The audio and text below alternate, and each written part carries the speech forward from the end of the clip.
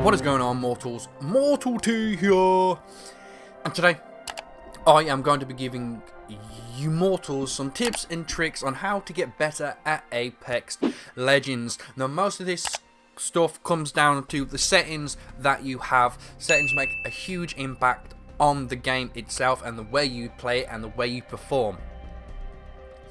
So these are the tips and tricks for the settings and some in-game stuff that you might not know.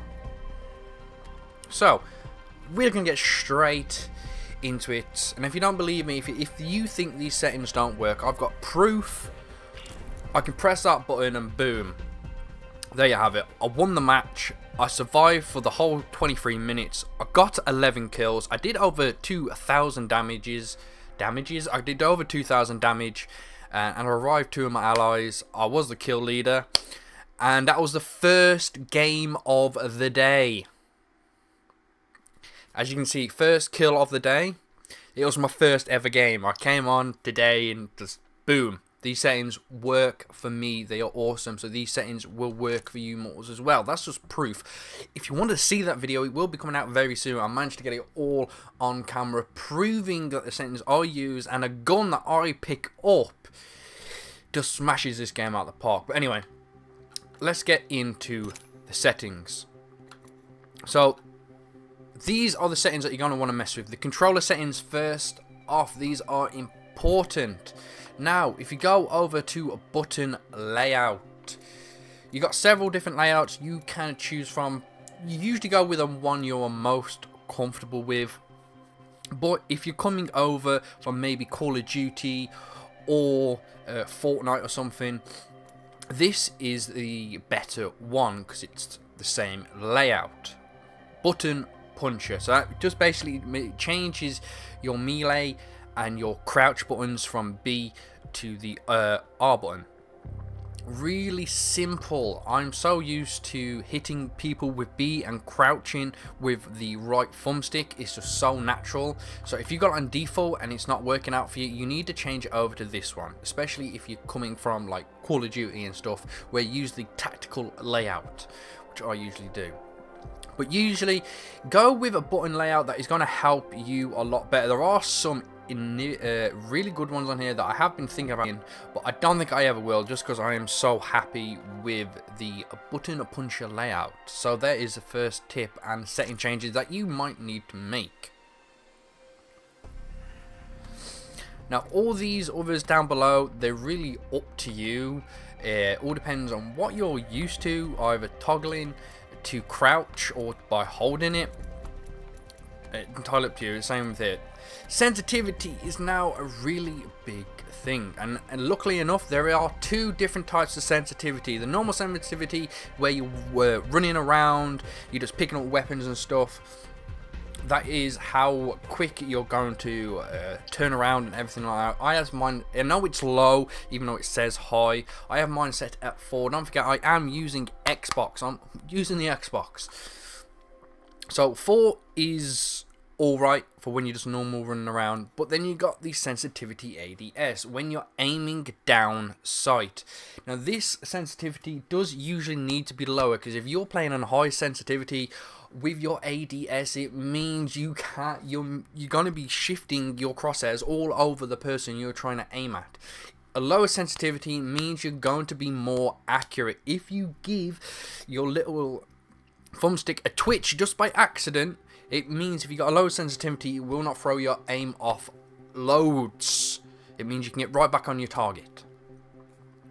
Now this one, response curve, determines how the stick's analog input is used to turn your view. Now I've got it on steady, but there are several different settings here that you can choose from. As you can see, you got classic, steady, fine aim, high velocity, linear,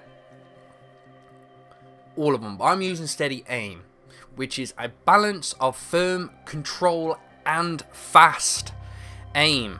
Yes, that is the one I use. You can go for fine aim if you're trying to do long shots with sniper rifles, but for the best all around one, you're going to need steady.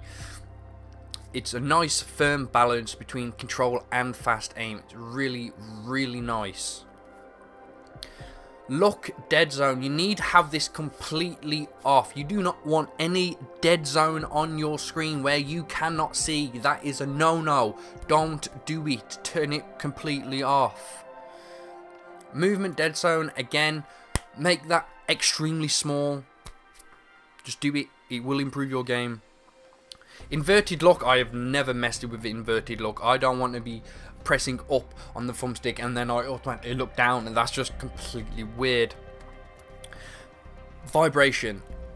A lot of games, they always come this with it turned on just by default. Turn it off. Vibration on a controller doesn't help you whatsoever when you're trying to aim. It vibrates the controller, which is moving the controller in your hands. So your hands and the controller are all different, moving all the different parts, and just turn it off. You will thank me in the end. Turn vibration off. Next up is the field of view, FOV. Now this is a big one. If you have been watching people out there who play on PC, for some reason their game just looks wider. You can just see more, and this is what it does. This is the setting that you will need to change to get that wider view, so you can see more of the map, so you can see those enemies coming in from the corners. You need to put your point of view up, or field of view up. When this first came out, it's always set at 70. That is not good whatsoever. Bump this up. I bumped it up to 92, as you can see there. That means I can see a lot more of what is actually going on in the match that I am playing. Now you can go up higher, but please keep this. It does say on the right hand side how zoomed out the view appears by default. Setting this above 70 may impact the performance or cause visual issues. Now that is just a warning. It doesn't necessarily mean it's going to happen. If you are playing on a normal Xbox or a PS4, 90 is comfortable. Your PS4 or your normal Xbox can run that all day long. It doesn't affect it. Now, if you are running on the Xbox One X or the PS4 Pro, you can whack this up over 100, 110 or 120, and your console will be able to cope with it really, really easy. So that means you're going to get more view of the map. This is what you need. So make sure you keep that in mind. That's another important one. Just discard, because I don't really need them. I didn't change nothing. Right, sounds. Sounds on these type of games, I mean battle royale games, shooting games, games where people can creep up on you and kill you. Audio is so key, it is unbelievable. That is why they are always tweaking and updating the sound effects from when people are running on different services. If people, you can hear people above you or below you, it sounds different, and they're always trying to update and tweak it. So to get better at this game, you're going to need a half decent headset. You will need it to be able to hear where your enemies are coming from. And once you have got a decent headset, I don't know why, I always go with Turtle Beach headsets, because they are really darn good, and you can get some pretty cheap ones out there which are still reasonably good as well. But if you got the money, you go Astros, you just do. Less on that. So once you've got your decent headset, you can head over to the audio and mess around with these sound effects. You're going to need up there dialogue. You don't need dialogue in this game really much. Fair enough, when you ping, it says you might want to look over there, or there's an enemy there. Just turn it down a bit. You don't need it super loud. You don't need it affecting like footsteps that's happening around you. Just turn it down a bit. Music, yet again, when you're in game, this doesn't matter. The music in game does not matter, because it's gonna overpower footsteps and everything. Turn it down. Now it does say you've got a separate setting for your lobby music volume. You can turn that all the way up if you just get bored in the lobbies. So there you have it, Mortals. That is all the settings that you will have to tweak. Now, don't get me wrong, if you change these settings right now and you go into a game, these settings will not work for you just by the click of your fingers. It just won't be. You need to get used to these settings, and I guarantee you within a couple of days of you playing with these settings, you will notice a difference. So there you have it, a few tips and tricks in your settings. Another tip and trick, if you can get your hands on the Spitfire weapon, you might just win the game. But anyway, that's a little secret. Best gun in the game. So yeah, I hope you enjoyed just those tips and tricks. You also notice that a setting is no longer in here anymore. If you've gone over your settings and stuff, you notice that the aim assist is no longer in Apex Legends because people were abusing it. They really was. So if you're looking for that setting, it's not in here anymore. It's just not in any of them. It does not say aim assist, and there usually was, so you could turn it off and on. So no aim assist, so don't try and be messing around with that. It usually is an advantage for people that are playing on console, but as we're not playing against any kind of PC players, we don't really need it. You just need to get a lot better aiming. That's why you turn your sensitivity down. But anyway, Moles, I hope these help you out a lot. If they do, you know what to do with the like button. Drop me a nice comment down below. Love reading them.